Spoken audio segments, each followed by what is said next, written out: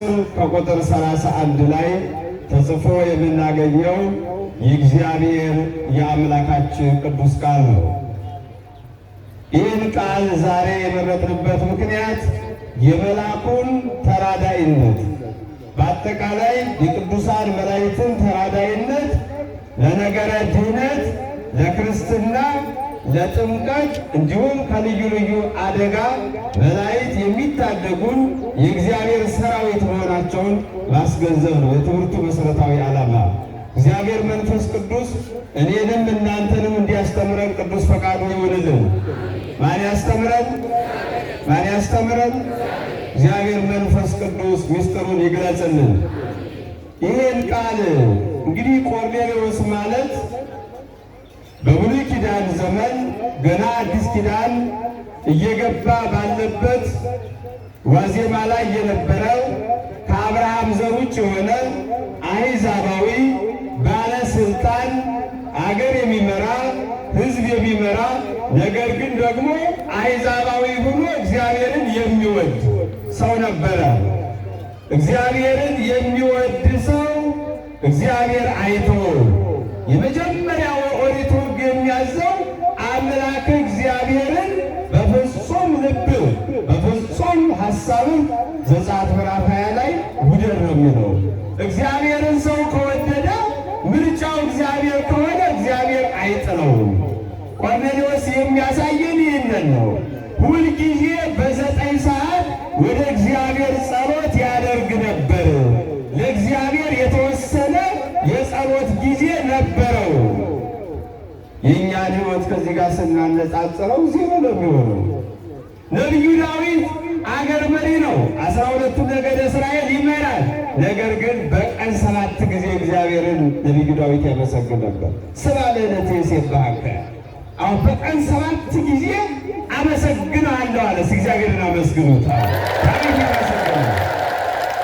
ቆርኔሌዎስም ሁልጊዜ እግዚአብሔርን በጸሎት ያመሰግን ነበረ።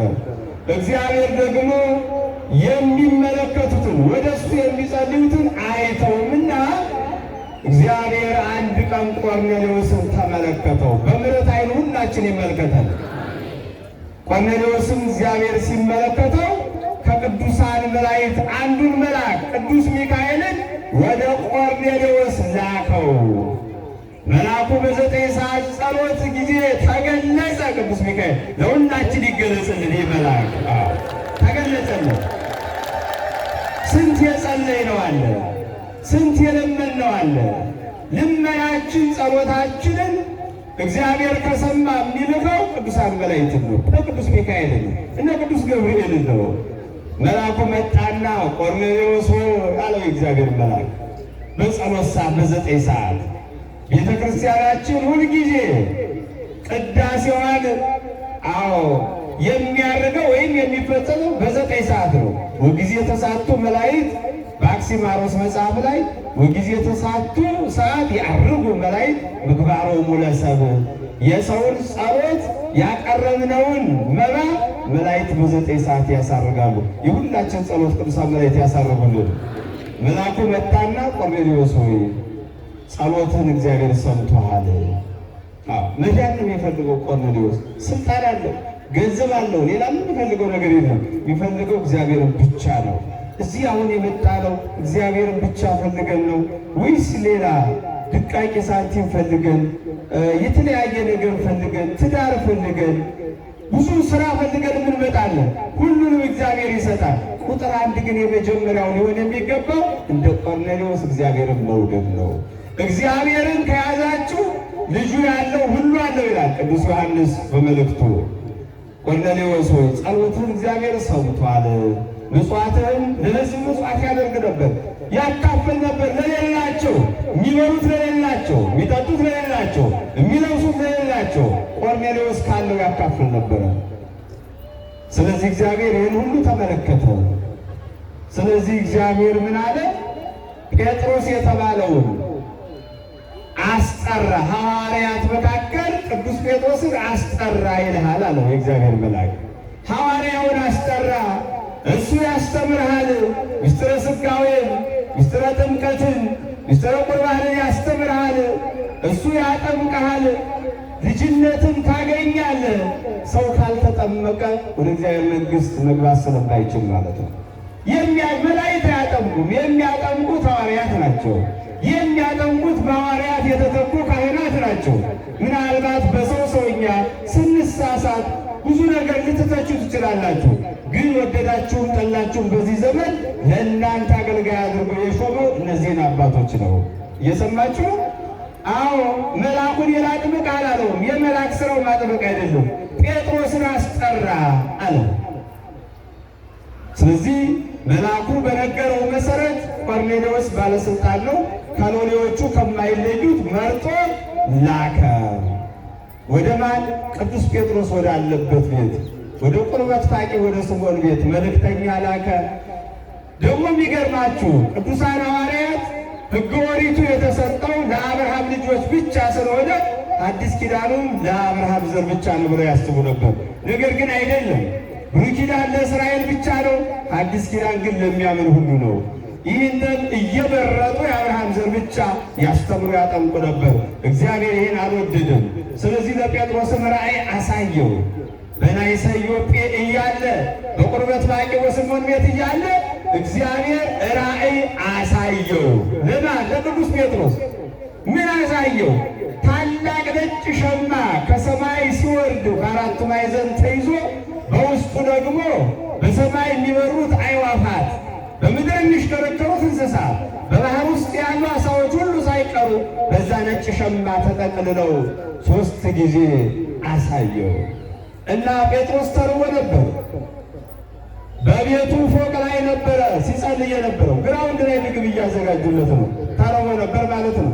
እና ተመስጦ ራእይ መጣበት ሲጸልይ። ስንጸልይ እግዚአብሔር መልካም ራእይ ለኛ ያሳየናል። ይህን ሸማ አየና መልአኩ ምን አለው? ሂድ ወብላ አርደ ብላ ይላል። ምሳሌ ትምህርት ነው። ርኩስ ይውዓ ውስተ አፉየ፣ በአፌ ውስጥ ርኩስ ነገር ገብቶ አያውቅም። ለምን? እስራኤል ሰኮናው ያልተሰነጠቀ ጥፍሩ ያልዘረዘረ እንዳይበሉ ተከልክለዋል በሕገ ኦሪቱ። ስለዚህ ያን መስሎት ጴጥሮስ ርኩስ ነገር አልበላም፣ እኔ እስራኤላዊ ነኝ፣ የእኔ ሕግ አይፈቅድም አለ። መልአኩ ግን ምን አለው? እግዚአብሔር ያነጻውን አንተ አታርክሰው። ምን ማለት ነው ትርጉሙ? ቆርኔሌዎስን አሕዛብ ነው ብለህ አትጸየፈው፣ አስተምረው፣ አጥምቀው ማለት ነው። እግዚአብሔር ያነጻውን አንተ አታርክሰው አለው። ሸማው ተጠቅሎ ወደ ሰማይ ሄደ። ያ ነጭ ሸማ ከሰማይ እየወረደው በመለኮቱ ጸዓዳ የተባለ ወልድ ኢየሱስ ክርስቶስ ነው። በእሱ አሕዛብም እስራኤልም በክርስቶስ አምነው የእግዚአብሔር ልጆች መሆናቸውን የሚያሳይ ነበረ። አዎ ይህንን አሳይቶት ምንድን ነው እያለ ስለ ትርጉሙ ሲያወጣ ሲያወርድ የቆርኔሌዎስ መልእክተኞች በር አንኳኩ። ባጭሩ ቆርኔሌዎስ እንደላካቸው ነገሩት። ሊሄድ አልፈለገም። መንፈስ ቅዱስ ግን ይገርማቸዋል ለጴጥሮስ እኔ ነኝ የላኳቸውና ከነሱ ጋር ሂድ አለው ይላል። አይገርም? ለዚህ እኮ ነው በማቴዎስ ወንጌል ምዕራፍ 28 ቁጥር 19 ላይ እነሆ እስከ ዓለም ፍጻሜ ከእናንተ ጋር ነኝ ብሏል ሐዋርያት። ሐዋርያት ብቻቸውን አስተምረው ዓለሙን አላሳመኑ። መንፈስ ቅዱስ ከእነሱ ጋር ስለነበረ ነው። ቅዱሳን መላእክት ስለሚያግዟቸው ነው። በዕብራውያን መልእክቱ ቅዱስ ጳውሎስ ምዕራፍ 2 ላይ መዳን ለሚፈልጉ የሚያግዙ አይደሉም ምን ይላል? ቅዱሳን መላእክት መዳን ለሚፈልጉ የሚያግዙ ናቸው ቅዱሳን መላእክት። በነገር ሁሉ ቅዱሳን መላእክት ይርዱን። የቅዱሳን መላእክት ጠብቆት ከሁላችን ጋር ይሁን። አሜን በሉ። እንግዲህ ዛሬ ስንመለከት ይኸው ታሪክ ነው የተደገመው ማለት ነው። ቆርኔሌዎስ የላካቸው መልእክተኞች ጴጥሮስን ቢንዳይል መንፈስ ቅዱስ ነገረው። ተነስቶ ቆርኔሌዎስ ወደ ሰበሰበው ሕዝብ ሄደ። ቆርኔሌዎስ ቀላል ሰው አይደለም፣ የሀገር መሪ ነው። እንደዚህ ብዙ ሕዝብ ሰብስቦ ነው የጠበቀው። ቅዱስ ጴጥሮስ ይጠበቅ ነበር። ቅዱስ ጴጥሮስ ሲደርስ በጣም የተሰበሰበው ሕዝብ ብዙ ነው። ለምን አስጠራኸኝ? እኔ እናንተን አሕዛብን እንዳልጸየፍ እግዚአብሔር ራእይ ባያሳየኝ መንፈስ ቅዱስ ሂድ ባይለኝ አልመጣም ነበር አለ። ለምን አስጠራኸኝ ንገረኝ አለው ቆርኔሌዎስን። እነሆ የዛሬ 4 ቀን በ9 ሰዓት ስጸልይ እግዚአብሔር አንተን እንዳስጠራ መልአክ ልኮ ነገረኝ። ለዚህ ነው ያስጠራው። አሁን ከእግዚአብሔር የተላከውን ነገር ለመስማት ዝግጁ ነናል። ህዝቡን ሰብስቦ ቅዱስ ጴጥሮስ ተነስቶ እናንተን አሕዛብን እንዳልጸየፍ እግዚአብሔር በግልጥ አሳየኝ ብሎ ስለ ክርስቶስ ይሰብክላቸው ጀምር ለአሕዛብ። አሁን ለሰው ልጆች ኃጢአት ብሎ እንደተሰቀለ ቅዱስ ጴጥሮስ በመልእክቱ አንደኛ ጴጥሮስ ምዕራፍ 2 ላይ ውእቱ ተሰቅለ ዲበ ዕፅ በሥጋሁ ከመ ያውፅአነ እምኃጣውኢነ። እሱ በሥጋው በእንጨት ላይ የተሰቀለው ይላል ቅዱስ ጴጥሮስ ለአሕዛብ ሲሰብክላቸው እኛን ከኃጢአት ነፃ ያደርግ ዘንድ ነው። እሱ በመስቀል ላይ በዕፀ መስቀል ላይ የተሰቀለው የኔና የእናንተን ስቅለት ነው። የሞተው የኔና የእናንተን ሞት ነው። እሱ በባህርይ መለኮቱ ሞት የለበትማ። እኛ በባህርያችን ሞት አለብን። ስለዚህ ቅዱስ ኤፍሬም ሊቁ ውዳሴ ማርያም እንደነገረን በዕለተ ዓርብ ውዳሴ ማርያም ላይ ዘዚአነ ሞተ ነሣ ወእንቲአሁ ሕይወቱ አበነ። የእኛን ሞት ክርስቶስ ወሰደ፣ የእሱን ሕይወት ለእኛ ሰጠን። የእኛን ሞት እሱ ሞተ፣ በሞቱ ሞታችንን አጠፋ። የእሱን ሕይወት ለእኛ ሰጠን። ክብር ምስጋና ለአምላካችን ለእግዚአብሔር ይሁን። ይህን ነው ቅዱስ ጴጥሮስ የሰበከው ለቆርኔሌዎስና ለተሰበሰበው ሕዝብ። አሁን አለ ቃሉን የምትሰሙ ካመናችሁ ሙቶ የተነሳው በኢየሱስ ክርስቶስ ካመናችሁ በስሙ የኃጢአት ስርየት ታገኛላችሁ አላቸው። የዚህ ጊዜ ጴጥሮስ የተናገረውን ቃል አመኑ ይላል። 5000 ሰዎች በኢየሱስ ክርስቶስ በአብ በወልድ በመንፈስ ቅዱስ አምነው ተጠመቁ፣ የእግዚአብሔር ልጆች ሆኑ። ክብር ምስጋና ለአምላካችን ለእግዚአብሔር። ታዲያ መላእክት ለክርስትና ክርስቲያን ለመሆን ቅዱሳን መላእክት ይረዳሉ አይረዱም? ከተማርነው አንጻር ይረዳሉ? እስኪ እጃችሁን ከፍ አድርጉ። ይረዱናል የምትሉ እልል ብላችሁ እግዚአብሔር ያጨብጭቡበት። ዛሬ የሚከበረው የቅዱስ ሚካኤል በዓል ታሪክ አለ። በምድረ ግብፅ ላይ ዙሃል የሚባል ኮከብ ጣዖት ይመለክ ነበረ። እስክንድሮስ የተባለው ኤጲስቆጶስ የተፍጻሜተ ሰማዕት የቅዱስ ጴጥሮስ ደቀ መዝሙር ነው እና ይህ ጣዖት እስከ መቼ ድረስ እንደው በዘመኔ እግዚአብሔር አንተ ብትፈቅድ ይህን ቤተ ጣዖት አፈርሰዋለሁ እያለ ይጸልይ ነበር። እግዚአብሔር ጸሎቱን ሰማ። ያነ ቤተ ጣዖት ላይ ለእስክንድሮስ ተገኝቶ ወንጌልን ሰበከ። በጣዖቱ በኮከቡ ያመልኩ የነበሩ ሰዎችን በእግዚአብሔር እንዲያምኑ አስተማራቸው።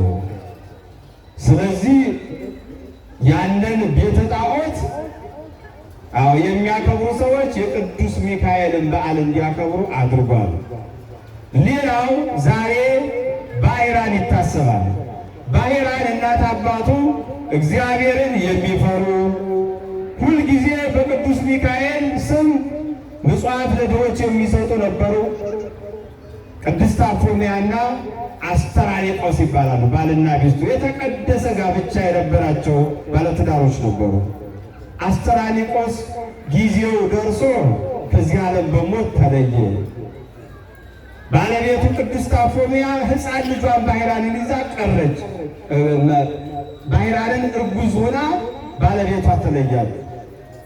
ያው እንግዲህ የተረገዘ መወለዱ ስለማይቀር ሕፃኑ የመውለጃዋ ጊዜ ሲደርስ ጎረቤቷ ነበረ፣ ባለጸጋ ክፉ የሆነ ሰው፣ ለድሃ የማይራራ ሰው ነበረ እና በምጧ ጊዜ ቅዱሳን መላእክት ቅዱስ ሚካኤልና ቅዱስ ገብርኤል ተገኝተው ረድተዋታል። ሕፃን ልጇን ባሕራንን ስትወልድ ቅዱሳን መላእክት ተገኝተው ሕፃኑ ባሕራንን ባረኩት። እንዲህም አሏት፣ እነሆ ይሄ ልጅሽ የዚህን ባለጸጋ ሀብት ይወርሳል የሚል ትንቢት ተናገሩ እና በዚህም ምክንያት ያ ክፉ ባለጸጋ ይችን እናት አሰቃይቷታል። ልጅሽን ከኔ ጋር ላሳድገው፣ ለችግርሽ የሚሆን በቂ ገንዘብ ልስጥሽ ብሎ አታሎ ለእሷ ገንዘብ በመስጠት ልጇን ከእጇ ነጥቆ በሳጥን ቆልፎ ባህር ላይ ጥሎታል። አሁን የቅዱሳን መላእክት ተራዳኢነት እዚህ ላይ ነው የምናየው። ባህር ላይ ጣለው ሕፃኑ ባህራን። ከእንደዚህ አይነት አደጋ እግዚአብሔር ይጠብቃል። ሕፃኑ ባህራን ተጥሎ እያለ ግን የሚገርመው ባህር እያንሳፈፈ ይዞት ሄደ ሩቅ ቦታ። በዚያ ደግሞ በግ የሚጠብቅ ሰው ነበረ። ልጅ የለውም፣ መካን ነው። ሳጥኑን ሄዶ ሲከፍተው ሳጥኑን ሄዶ ሲያየው ምንድን ነው ይሄ? የነጋዴዎች ወርቅ ነው፣ ማይበል ሞገድ ወስዶባቸው ነው ብሎ ሳጥኑን አንስቶ በምን ልክፈተው እያለ ሲጨነቅ አሳ ወደሚያጠምድ አሳ አጥማጅ ሄዶ አሳ አጥምድልኝ አለው። እንግዲህ በዚያን ሰዓት አሳ አጥምዶ ሰጠው። አሳውን ሲከፍት ከአሳው ሆድ ውስጥ የባህራን የተቆለፈበት ሳጥን መፍቻው እዛ ጋር ተገኘ። ክብር ምስጋና ለእግዚአብሔር አምላካችን ነው።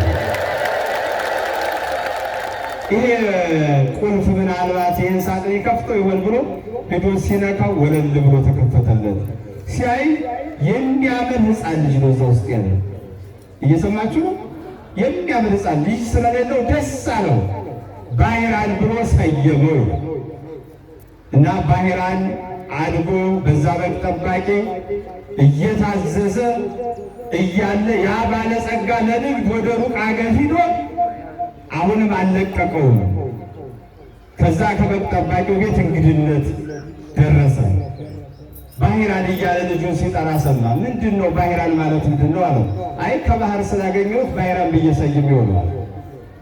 መቼ ነው ዘመኑ አለ። ጠየቀ። ዘመኑን ሁሉ ሲነግረው እሱ የጣለው ሕፃን ነው። ለካ እንግዲህ የውላ ምንድን ነው ቅዱስ ሚካኤል የዚህም ባለጸጋ ሀብት ይወርሳል ብሎ ስለተናገረ ለማጥፋት ነው። እግዚአብሔር ጠላት ቢበዛ እናንተን ለማጥፋት የተለያየ ወጥመድ ቢያዘጋጅ እግዚአብሔር ከጠበቃችሁ ምንም አትሆኑ። ቅዱሳን መላእክት እግዚአብሔር ያስጠብቃችኋል። በማቴዎስ 18 ላይ ከነዚህ ከተናናሾቹ አንዱን እንዳትንቁ ተጠንቀቁ ይላል መድኃኒታችን ኢየሱስ ክርስቶስ። ጠባቂ መላእክቶቻቸው በሰማያት ያለው የአባቴን ፊት ያያሉና ለእያንዳንዱ ክርስቲያን እግዚአብሔር ጠባቂ መልአክ አዘጋጅቷል። ይህንን የባለጸጋ አላወቀም። አሁንም ሌላ ክፉ ሀሳብ አመነጨ።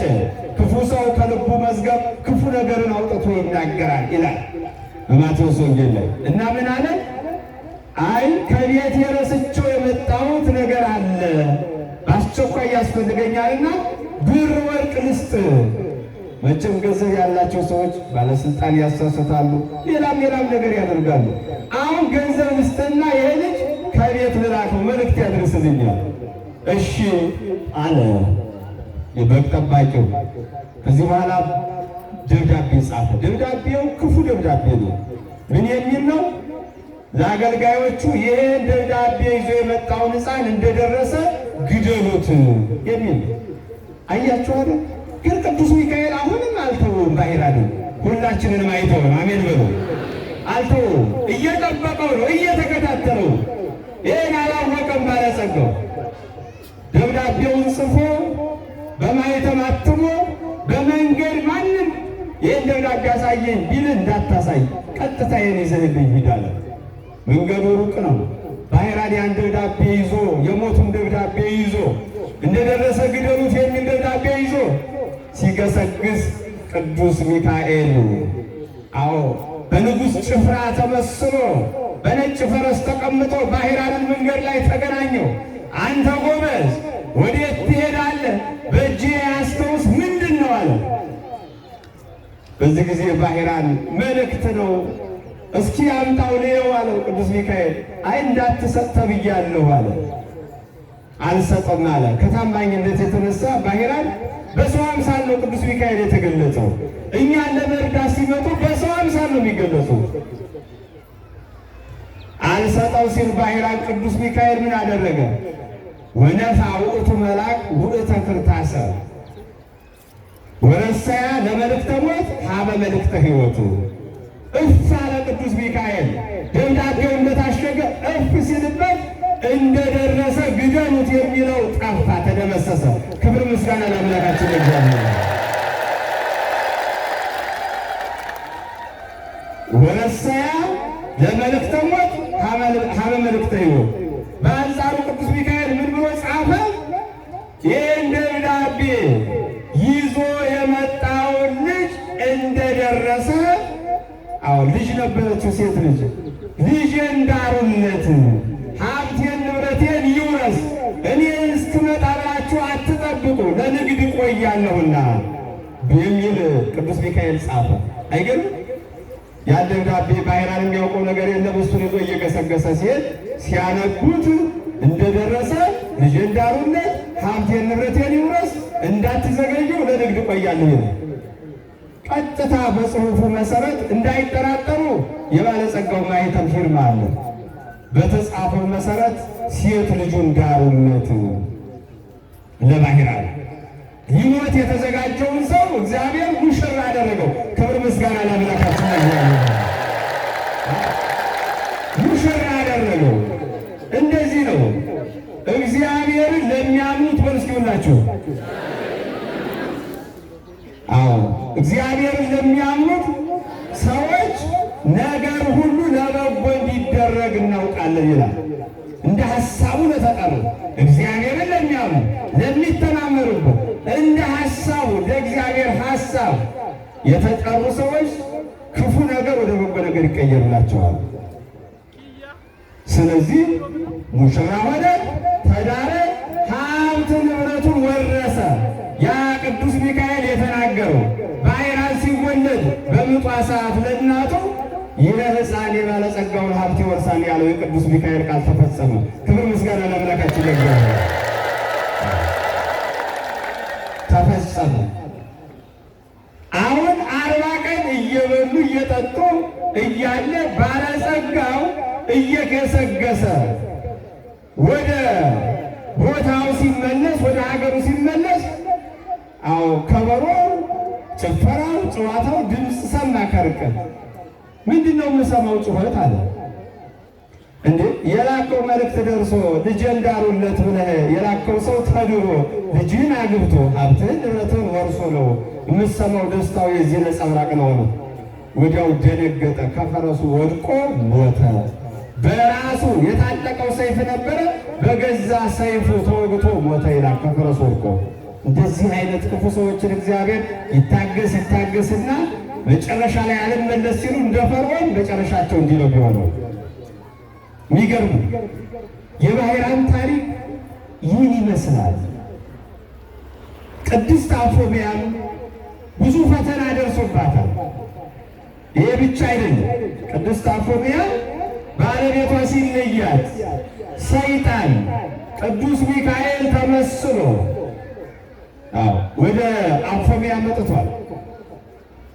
ቅዱስ ሚካኤልን መስሎ መጀመሪያ ሲመጣ መነኮሳትን አጋንንቱ መነኮሳት አስመስሎ ይዞ መጣ። በጸሎት ተጋደለች። አንተ የእግዚአብሔር መልእክተኞች ከሆናችሁ በዚህ አይነት ሁኔታ እንዴት ትመጣላችሁ አለች። ጸለየች። እነዛ መነኮሳት ሳይሆኑ አጋንንት መሆናቸውን አወቀች። ነው ለማሳተሩ ምን አለ ሰይጣን? ሰኔ 12 ቀን ቅዱስ ሚካኤል ይረዳኛል የምትይው በእግዚአብሔር ፊት ለምሕረት ስለሚቆም የዚያን ጊዜ መጥቻ ጠፋሻለሁ ማለት በእግዚአብሔር ኃይል ድል እነሳለሁ አለችው። እንደተባለው ሰኔ 12 ሰይጣን ቅዱስ ሚካኤል መስሎ የብርሃን ልብስ ለብሶ ብርሃን ተጎናጽፎ ዲያብሎስ ወደ አፎምያ ቤት መጥቷል። አፎምያ ማነው ስትለው እኔ ቅዱስ ሚካኤል ነኝ። ሰይጣን በዛን ቀን እፈትንሻለሁ እገልሻለሁ ሲል ስለሰማው ቀድሜ ነው የመጣሁ አለ። ራሱ ሰይጣን እኮ ነው። መንፈስን መርምሩ ይላል ሐዋርያው ቅዱስ ዮሐንስ። መንፈስን ሁሉ አትመኑ፣ መርምሩ። ምክንያቱም የሰይጣን መንፈስ ቅዱስ መንፈስ መስሎ ሊመጣ ይችላል። መመርመር ያስፈልጋል። ቅዱስ ጳውሎስ እንዳውም ምን ይላል? ኢታንትጉ ወይተወስኩ እምዘመሃርናክሙ ካስተማርናችሁ አትጨምሩ አትቀንሱ። የሰማይ መልአክ ነኝ ብሎ ቢመጣ ካስተማርነው ውጭ ከተናገረ አትቀበሉ ይላል። ምክንያቱም ይልና ቅዱስ ጳውሎስ ሰይጣን ራሱን በሁለተኛ ቆሮንቶስ ምዕራፍ 11 ላይ ሰይጣን ራሱን የብርሃን መልአክ አድርጎ ይቀይራልና አፎምያን ይኸው የብርሃን መልአክ ነኝ ብሎ አሳሳታል። በዚህ ጊዜ ቅድስት አፎምያ የመስቀል ምልክት ታዲያ ቅዱስ ሚካኤል ከሆን የመስቀል ምልክት ወዴት አለ አለችው። የመስቀል ምልክት ሰይጣን አይወድም። በመስቀል ምልክት ካማተባቸው ሰይጣን እንደ ጢስ ተኖ ይጠፋል። የታለ መስቀሉ አለችው። በመላእክት በእኛ ዘንድ እንዲህ አይደለም። ከዚህ በኋላ ቅድስት አፎምያ የቅዱስ ሚካኤልን ስዕል አውጥታ እሱን ወደ እሱ ስታቀርብ መስቀል ያለበትን ሰይጣን አርአያውን ለውጦ አፎምያን አነቃት። ቅዱስ ሚካኤል ድረስልኝ ስትል በስዕሉ ላይ እንደምታዩ ከመቅጽበት ኃይል ቅዱስ ሚካኤል መጥቶ አፎምያን ያነቃትን ሰይጣን ረግጦ አፎምያን አድኗታል። ቅዱስ ሚካኤል ከአደጋ ይጠብቃል። የቅዱሳን መላእክት ተራዳኢነት በጣም ብዙ ነው። ቆርኔሌዎስን የእግዚአብሔር ልጅ እንዲሆን ይህንን መንገድ ያዘጋጁ ጴጥሮስ እንዲጠራ ያደረጉ ቅዱሳን መላእክት ናቸው። ቅዱስ ሚካኤል ነው። የሐዋርያት ሥራ ላይ በጣም በሰፊው ነው የተጻፈው የቅዱሳን መላእክት አገልግሎት ማለት ነው። በዚሁ በሐዋርያት ሥራ ላይ ምዕራፍ 8 ቁጥር 26 ላይ ስትመለከቱ የመጀመሪያው ኢትዮጵያዊ የመጀመሪያው ክርስቲያን ጌታ ባረገ በ34ኛው ዓመተ ምህረት የመጀመሪያው ኢትዮጵያዊ ተጠማቂ ጃንደረባው ባኮስ በቅዱሳን መላእክት ምሪት ነው ሊጠመቅ ሊያምን የቻለው። ቃሉ እንደሚነግረን ባኮስ የኢትዮጵያ የገንዘብ ሚኒስቴር የነበረ ባለስልጣን ነው። ግን እግዚአብሔርን ስለሚወድ ብሉይ ኪዳን ቀርቦ ወደ ሀገራችን ወደ ኢትዮጵያ ስለገባ ወደ ኢየሩሳሌም ሂዶ ይሰግድ ነበር ነው የሚለው። ይሰግድ ነበር። ለመስገድ ኢየሩሳሌም ሂዶ ሰግዶ ሲመለስ ከኢየሩሳሌም ወደ ጋዛ በሚያወርደው መንገድ ላይ ሲሄድ የነቢዩ ኢሳይያስን መጽሐፍ ያነብ ነበር ይላል። ይህን ተናግሬ ይበቃኛል። በዚህ ሰዓት እግዚአብሔር ከሰማይ ጃንደረባውን ባኮስን አየው። መልአክ ላከ። መልአኩ መጣና ለሐዋርያው ለቅዱስ ፊልጶስ ከኢየሩሳሌም ወደ ጋዛ በሚያወርደው መንገድ የሚሄደውን ቃሌን የሚያነበውን ጃንደረባውን ባኮስን ተገናኘዋል። ሐዋርያው ቅዱስ ፊልጶስ በመልአኩ ምሬት ሄደ፣ አገኘው። የምታነበውን ታስተውለዋለህ አለው። ጌታችን ኢየሱስ ክርስቶስ ለእኛ ብሎ መሞቱን ኢሳይያስ 53 ነበር የሚያነበው። በእርሱ ቁስል እኛ ተፈወስን፣ ስለ በደላችን ደቀቀ፣ ስለ መተላለፋችን ቆሰለ ቢል ነበር። ይህን የተናገረው ኢሳይያስ ስለ ራሱ ነው ስለ ሌላ ነው? አይ ስለ ክርስቶስ ነው ብሎ ከዚህ ጀምሮ ወንጌልን ሰበከለት። ለኢትዮጵያዊው ለባኮስ መንገድ ሲሄዱ ውሃ ላይ ደረሱ። በውሃ እንዳልጠመቅ የሚከለክለኝ ነገር ምንድን ነው አለ። በፍጹም ልብ ብታምን ተፈቅዶልሃል ተባለ። ኢየሱስ ክርስቶስ የእግዚአብሔር ልጅ እንደሆነ አምናለሁ አለ ባኮስ። በዚህ ጊዜ በአብ በወልድ በመንፈስ ቅዱስ ስም ሐዋርያው ቅዱስ ፊልጶስ ጃንደረባውን አጠመቀው። የእግዚአብሔር ልጅነት አገኘ። ጥምቀትን ወደ ኢትዮጵያ ይዞ መጣ። ለሁላችን ተረፈ። ክብር ምስጋና ለአምላካችን ለእግዚአብሔር ነው። እንግዲህ ቅዱስ ጳውሎስ ሲናገር ወመንተ እንከ እብል ስመ ሕጹርነቴ ስለ ጌዴዎን፣ ስለ ባርቅ፣ ስለ ሶምሶን፣ ስለ ወፍታሔ እንዳልናገር ጊዜ ያጥራል ይላል። የመላእክት ተራዳኢነት ቢነገር አያልቅም። ብዙ ትልልቅ ሊቃውንት አሉ። እኔ ስለታዘዝኩ ነው። ከኔ የጎደለውን ደግሞ በእነሱ በአባቶች በኩል ትሰሙታላችሁ። አምላካችን ለዛሬ ዓመት በሰላም ሁላችን ያደርሳል። ቅዱስ ቃሉን በልቡናችን ያሳድርብን። ሀገራችን ኢትዮጵያን ከፈተና ከመከራ አምላካችን ይሰውረን። ወስብሐት ለእግዚአብሔር።